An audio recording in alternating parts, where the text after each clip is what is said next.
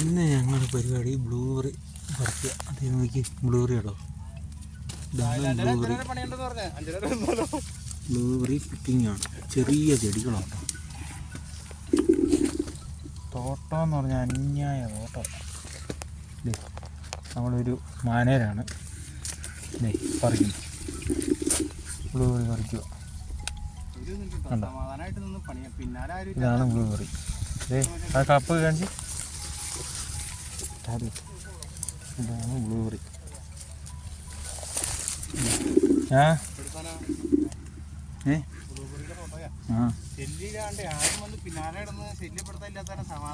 അത് തന്നെ ബ്ലൂബെറി